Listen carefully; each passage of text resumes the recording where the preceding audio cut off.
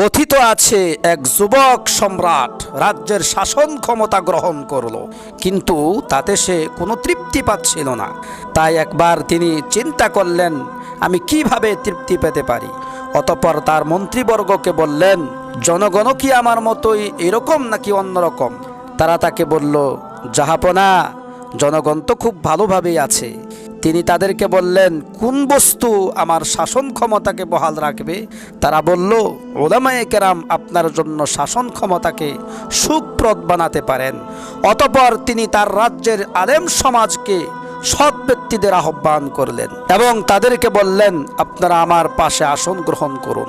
আপনারা আমার মধ্যে কোনো ভালো কাজ দেখলে আমাকে নির্দেশ দিবেন এবং আমার মধ্যে কোনো গুনাহের কাজ দেখলে আমাকে তা থেকে বাধা দিবেন। অতঃপর উলামায়ে কেরাম তাই করলেন। ফলে তার শাসন ক্ষমতা প্রায় 400 বৎসর পর্যন্ত স্থায়ী